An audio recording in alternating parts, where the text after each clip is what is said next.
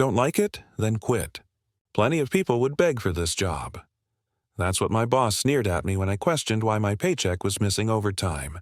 I felt humiliated, powerless, like my loyalty meant nothing. But here's the twist. The same arrogance that cut down my paycheck ended up cutting into his own. His greed planted the seeds of his downfall. Before I share how I turned humiliation into courtroom victory, let me ask, have you ever been underpaid or taken advantage of at work? If so, subscribe to Lawful Payback and comment where you're watching from. Your support keeps these stories alive, and it just might inspire the courage you need to stand up too. Meet Ethan Carter, 34, living in Columbus, Ohio, a man whose life revolved around responsibility, family, and the unspoken belief that hard work is always rewarded. He was dependable, reliable, and consistently the first one in the office and the last to leave. As a logistics coordinator at a mid-sized supply company, his role wasn't glamorous, but it was essential. Ethan kept shipments on schedule, orders flowing, and clients satisfied. Overtime wasn't just a bonus, it was survival. Ethan's wife had taken a step back from work after their youngest child was born.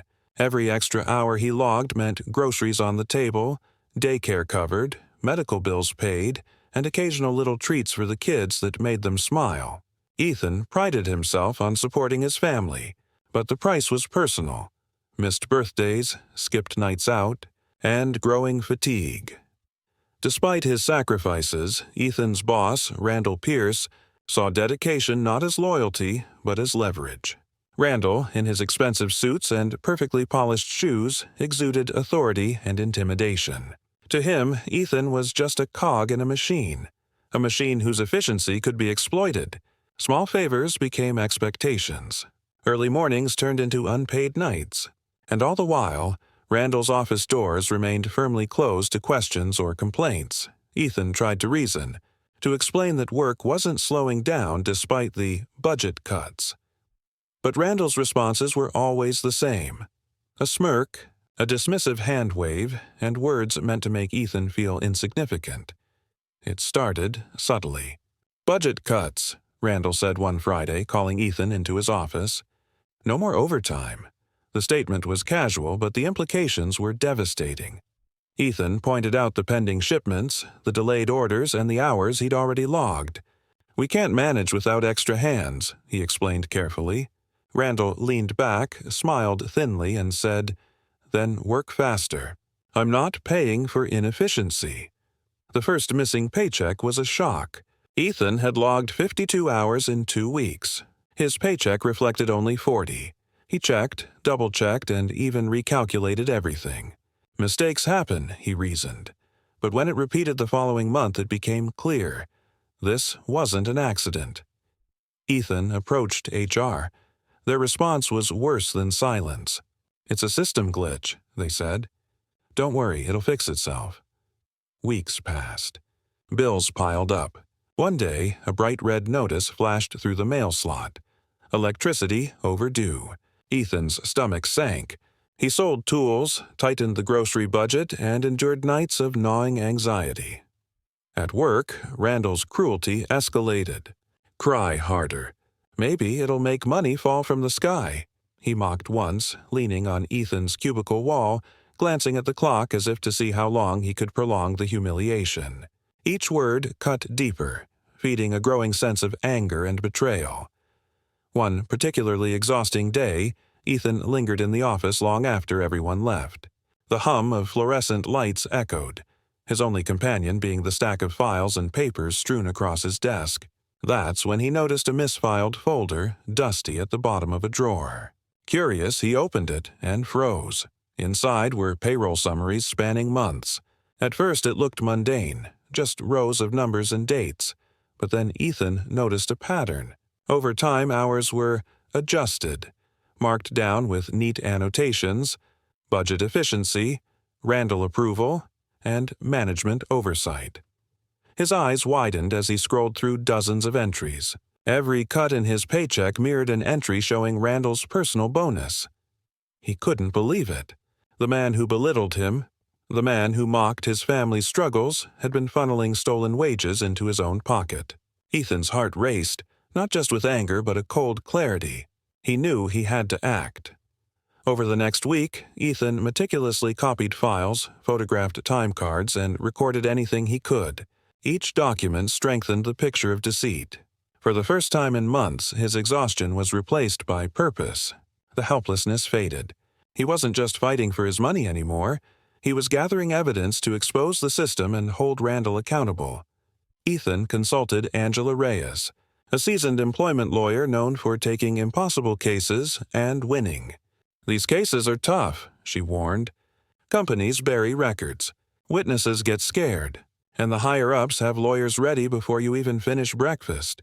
But when Angela saw Randall's name on the bonus line items, she paused, then smiled. "This is solid. We can take this all the way." They filed a lawsuit for wage theft and fraud. Randall's legal team responded with intimidation and tactics designed to scare. At hearings, he smirked, whispered to his attorney, and attempted to paint Ethan as a disgruntled, petty worker. The judge seemed unconvinced, even annoyed. Then came the moment of revelation. Angela presented an email chain. Randall himself instructed the payroll department to cut overtime and divert the funds into management performance, bonuses. Another email revealed Randall bragging that the fools don't even notice. They're missing hours. The courtroom went silent. Randall's composure crumbled. Ethan's hands were clenched so tightly his knuckles turned white. Each email on the screen confirmed what he had known in his heart. Randall's arrogance was his undoing. His smug confidence, the very thing he relied on to intimidate workers, had become undeniable evidence against him. On the day Randall testified, the courtroom was tense. His voice, once authoritative, faltered. Charts, policies, and HR memos were paraded by his lawyers, but each slide Angela revealed undermined them. The judge's gaze sharpened with every email, every documented adjustment, every note showing Randall's direct involvement. Angela's closing statement was deliberate, precise, and fiery. "Your Honor," she said, "this is not a case of misunderstanding payroll procedures. This is deliberate theft, willful deception, and exploitation of workers' trust. The plaintiff's records, corroborated by the company's own emails, prove it beyond doubt." Randall's face turned crimson. He opened his mouth, then closed it. His lawyers whispered frantically. The judge leaned back, taking a long, deliberate pause. Finally, "This court rules in favor of the plaintiff, Ethan Carter." The room erupted, quietly for a moment, then the murmurs spread. Ethan felt a wave of relief, triumph, and vindication wash over him. He had fought not just for himself, but for anyone who had been exploited, silenced, or belittled. The verdict was massive. Full back pay, triple damages, and legal fees. Randall's personal bonuses were clawed back, his reputation shredded, and his cushy office position terminated. The man who had once sneered at Ethan's loyalty now faced public humiliation and financial ruin. For Ethan, the impact went beyond money. He regained his dignity, his sense of justice, and the trust that hard work and integrity mattered. His family celebrated not just the monetary victory, but the moral one. "You didn't just fight for us," his wife whispered, hugging him tightly. "You fought for everyone they cheated." Ethan realized something crucial. Greed and arrogance might win small battles, but truth, evidence, and courage win the war. One careless lie, one act of exploitation can topple even the most confident oppressor. If you believe justice prevails, subscribe to Lawful Payback. Share your story, stay tuned for the next episode, and remember, standing up can change everything.